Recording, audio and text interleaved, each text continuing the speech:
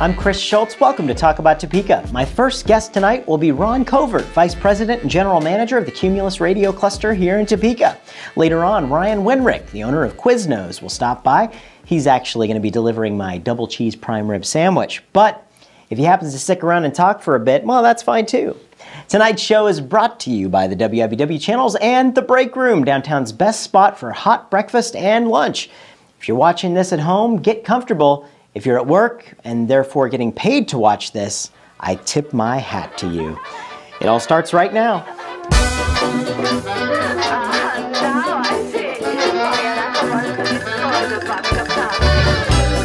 Well, folks, chances are you've tuned into the radio here in Topeka, and you probably be not knowing that this guy's behind the strings, pulling the strings for them. It's Ron Covert. He is the Vice President and General Manager of Cumulus Media here in Topeka. Thank you for joining me, Ron. How are you? Good to see you. Great, great. So Cumulus is actually, if you don't know where we are, we're typically right around 9th and Kansas. That's where our blimp hovers.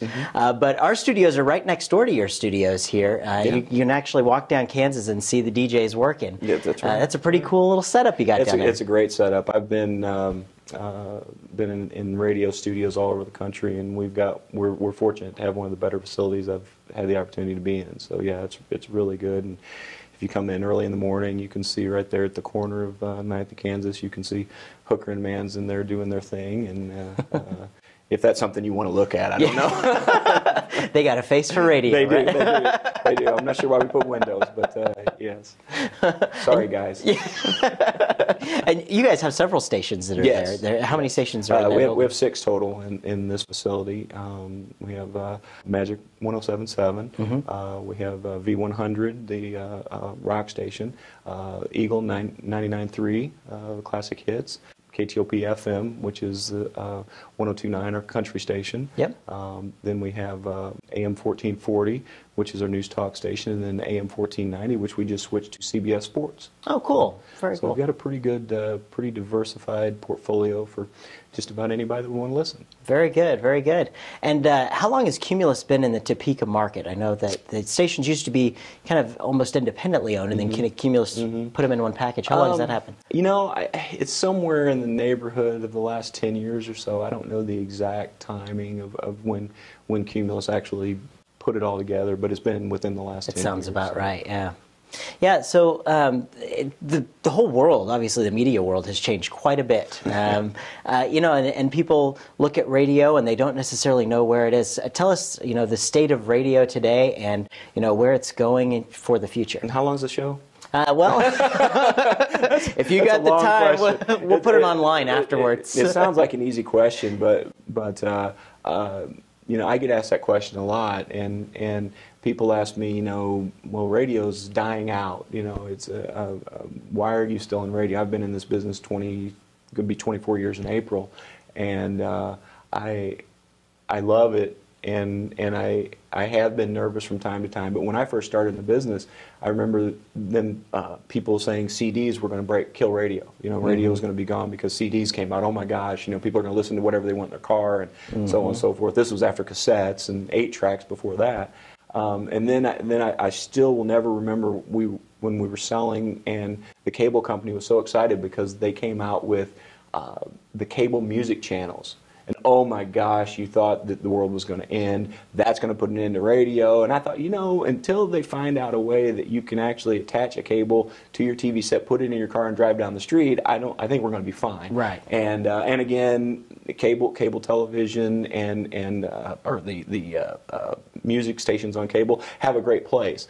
But they didn't take the place of radio. As long as radio was able to stay local and able to give people and stay free and be able to give people the resources they need to find out where to buy their products and what the weather was going to be like and what the sports were and et cetera, and the local news, radio remained relevant. And then the advent of satellite radio came, and then and iPods and streaming radio and all that stuff all kind of came out, and everybody's like, oh, well, radio's heading downhill fast.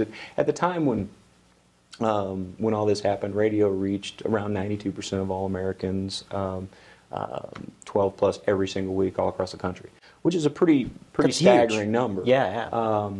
And I think when all this new media started hitting, radio did take a hit, and it fell down to around 88, 89%.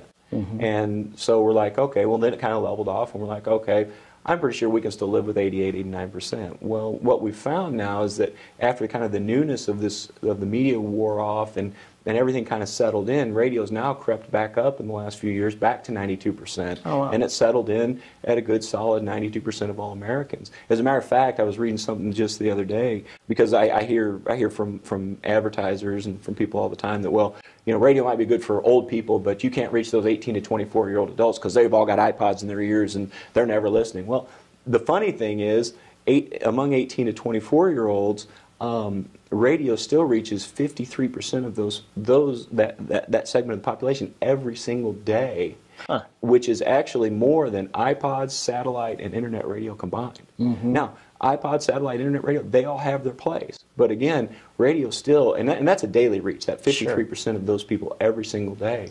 And that's a nationwide number, and I would venture to guess that in Topeka it's probably even a little stronger than that. So. Wow.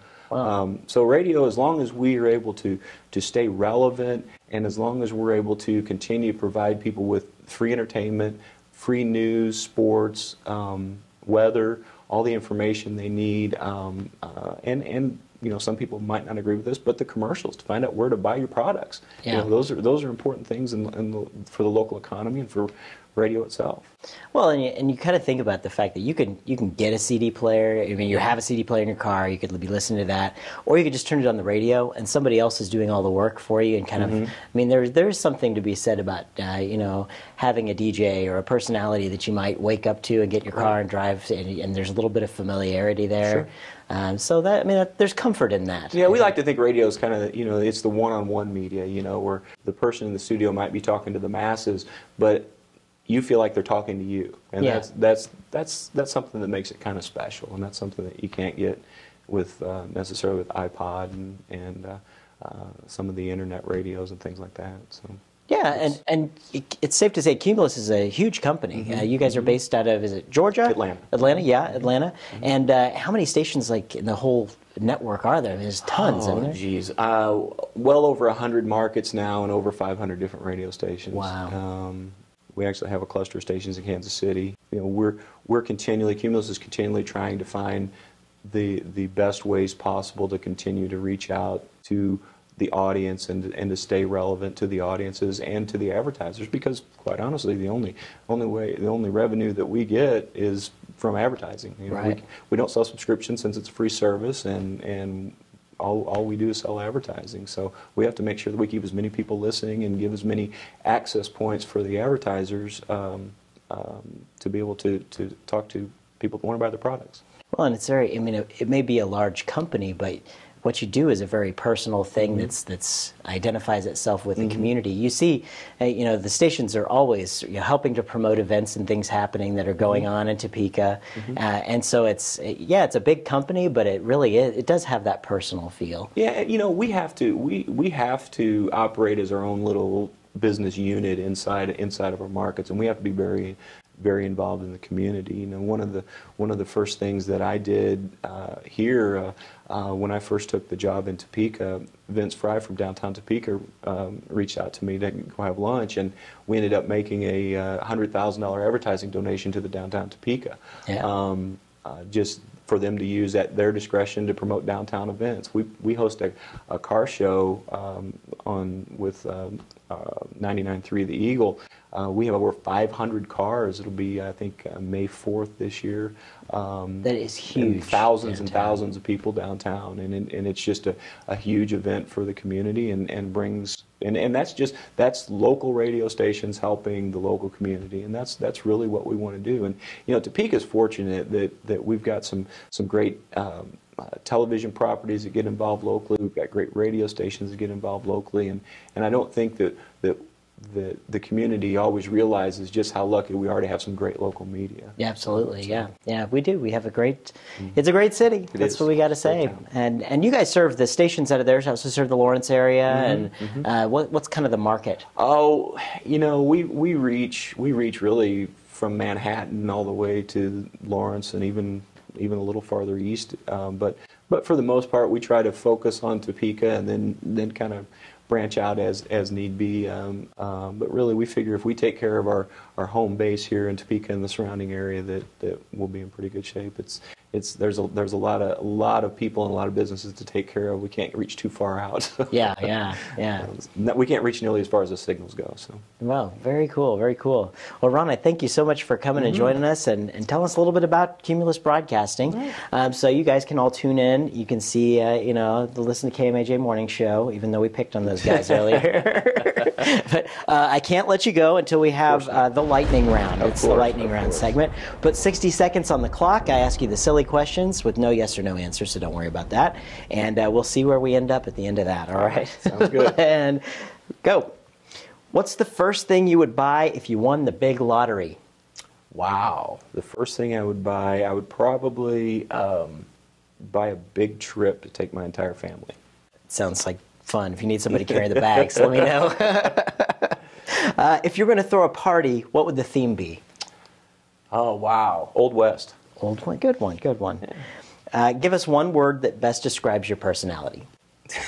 Intense. All right. That wasn't hard.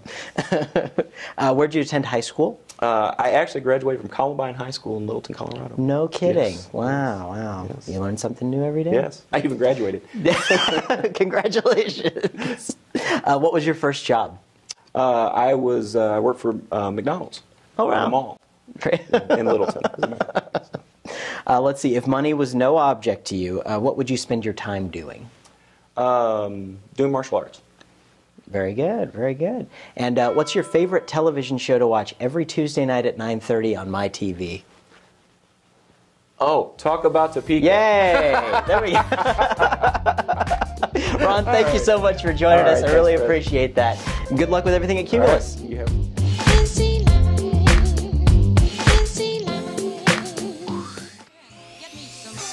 You had a plenty money to get me some money, had a money to get me some money. Well, you've all heard it. Toasty. Well, this guy here owns Quiznos here in Topeka. It's Ryan Wenrich. How you doing, Ryan? Doing great. Thanks for joining us. Well, thanks for having me. Hey, you and your family they own Quiznos, and you guys do several other things around town. But I just kind of wanted to have you on the show so we could talk about what it's like to have a franchise with multiple locations. It's all around the city. So tell us what's your impression of that? Tell you what it's like. We have plenty of time. Well, I could probably take up a few of these episodes, but no, it's been a great experience for us. We have 3 Quiznos locations. We have Dickies BBQ in North Topeka. We've owned a couple other businesses in town. My brother and I do some rental properties as well, and have a property management company. So cool. We keep pretty busy with that, but we don't tackle anything that we can't manage. So, and how'd you guys get into this? Well, originally we purchased the first couple of Quiznos locations from my parents, who opened them here. I was working out in Colorado and was working for a mutual fund company. The tech bubble burst, and that didn't do good things for my job. It all happens. And my brother was graduating from college at the time, convinced him to suck it up and come to Topeka, buy the parents out of the business. And cool. So they're no longer involved with Quiznos. My dad still has an ownership stake in Dickies. And I always wonder, with Quiznos, what was the draw to them to bring Quiznos to town? Was it looking for an investment, or did they eat at a Quiznos and love it somewhere and say we have to have this back in Topeka? Couldn't, but yeah, I mean, it's fantastic. Yeah. It's probably a better question for them, but at the same time, I think that my dad was just sick of being a CPA. He was a CPA for about 25 years, so I think I'd be sick of it after about 2 weeks. So I don't blame him. Right? But I think that's part of what the original reason was. He was a good business owner, and cool. So I don't know. The opportunity made sense for them, and timing of it made sense for my brother and I, and. How old is the Quiznos chain, do you know? Oh, God, you would ask. I'm going to do this a disservice, but I want to say 30 years, 30 to 35, somewhere in there. Wow. Once upon a time, I could have told you that, but they There's were a lot of other information up there. Yeah, You know, it's hard to determine the actual age of the chain overall because it's a big difference from when it was just a couple of sandwich shops to growing into a big franchised system. You know where it started out at? Denver. Denver? Yeah. That's cool. That's cool. Yep. Very good. Well, and you had the other things. Dickies Barbecue Pit, we've been over there before. Good. I love that place. Good. It's good stuff, good stuff. And the property business, and I also wanted to talk about a little bit about the fact that you're the chair of the board for Downtown Topeka Incorporated. So you guys are staying involved in the community. And I'm not the chair yet. Give me 3 more days. All right. It's coming up. I'm still enjoying sleep. Very good, very good. But yeah, that's right around the corner, and you know, I've been very involved with DTI and the Capital District project when it was going a little bit stronger before all of the renovations in downtown were brought under the DTI umbrella, and and various other volunteer groups. But been involved throughout. So it's been a process. Big news, the council, I mean, it's not really big news anymore, but the council approved the funding for downtown. Right. What's the big, somewhat sort of official statement from about the DTI's kind of feeling about I got this? to speak on everyone's behalf. I don't want you to do that, but just the general feel of what's going on. It's exciting. It's obviously the DTI board and the staff are very excited about it. The staff has been working very hard, and this is despite everything else that is in front of DTI right now. That's taken up the majority of their time, and so it's nice to have that hurdle past us at least. But what that means is just there's a whole bunch more hurdles right in front of us, because now that the funding's in place for the renovations, everyone knows that that's not going to bring people downtown. That's just kind of get the infrastructure there to allow us to approach the right businesses, to get them downtown, to start to build more events around the downtown area. There are so many things that still need to happen, and this just laid the groundwork for us to really get started. So it's going to be an exciting couple of years, but busy. I think the exciting part, because my business is downtown too, and I think recently, as we've been seeing all this, DTI has done such a good job of reaching out and talking. I mean, there's been a lot of change within the organization, a lot of change within downtown, and I mean, we're really getting places. It seems like the people are communicating. That's the first huge. Thing. Yeah. Yeah, we have a lot of different groups communicating, and it's better communication even within DTI, between DTI and the existing merchants, potential merchants, property owners, everyone. There have been more steps and more things that have happened behind the scenes within that organization to get to this point than I think people probably realize. The board has been whittled down to some a smaller board, active board. The staff has been is new and very involved and have the right people in place. But there's been a lot going on. So it used to, I think DTI used to have it kind of put a sour taste in some people's mouth, and it may have been a little more reactive than proactive, and that's a definite change that we've made, and we are continuing to try to make. Well, all of the merchants downtown, if you talk to them about where DTI is today versus where it has been in the past, I mean, it's night and day. I mean, things are going well. We're really seeing that positive progress downtown, and not just that the council said they're going to spend money down here, that they're going to do it right. That's what's really important. The people down here have the confidence that they are listening to their concerns, and things are being taken into account, and it's not going to be a project where a whole bunch of mistakes are made, and Well, hopefully, there will be mistakes, obviously, but hopefully they're mitigated. I'll tell you, having businesses on all sides of town.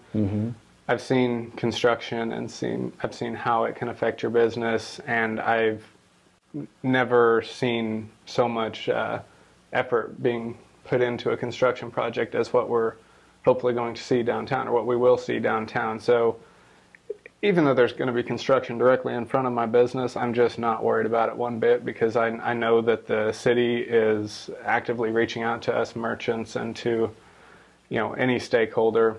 And that's something I haven't seen with any construction project in any other corner of town. Yeah, so yeah. There will be mistakes, but there's going to be less here than any other project we've seen, I think. It seems that we've certainly been putting in the thought process behind this. I mean, it's been years. Aren't you about sick of thinking about it? Yeah, pretty much.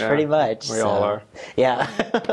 Well, we'll be ready to just get it all done. We just kind of fast forward the next couple of years through, and we'll all be sitting just here. Fast forward. We don't need to do anything.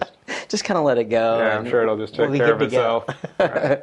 Well, Ryan, thank you so much for joining us. I can't let you go until we do the notorious lightning round, though. That's where we put the 60 seconds on the clock. Ask you the crazy questions. There's no, it won't hang you up. There's no yes or no answers to these. They're actually quite stupid. And then we'll kind of go from there. All right. You got 60 seconds and go. If money was no object to you, what would you spend your time doing? Traveling around the country in my Airstream, snowboarding, and surfing. Sounds like fun. That sounds like fun. Let's see, do you prefer cats or dogs? Dogs. Don't tell my wife. She still wants a cat for some reason. I don't get it. I don't know about that. I don't want my bias to show through. I have a dog. Let's see. What do you like most about your job? Well, obviously I like food, and so I love cooking, and honestly, I love being my own boss. Mm-hmm. I would be a horrible employee, so I have to be my own boss there. Very good, very good. What's the first thing you would buy if you won the big lottery? Well, my Airstream, so I could go traveling. Because you're going to be traveling. Exactly. Let's see, if you're going to throw a party, what would the theme be? What would the theme be? Well, it's already been done, but I'd probably do it again. I'd have an Olympics party. Some friends and I had one of those a while back, and we had our own events. Everyone came representing their own country. How cool would that be? It was. Yeah. We'd do it again. And our time is now up, but one more question. What's your favorite television show to watch every Tuesday night at 9:30 on my TV? Talk about Topeka, of course. I knew. Ryan, thanks a lot. Thank you. Appreciate it, and keep doing what you're doing in Topeka. You too. Thanks again to Ron Covert and Ryan Wenrich. This episode was sponsored by the WWW channels and The Break Room, downtown's best spot for hot breakfast and lunch. If you'd like to put a stop to this show, harming the community with our subversive activity, then send a formal cease and desist letter to our website or through Facebook, Twitter, or Gmail. Thanks so much for watching. We'll see you next week.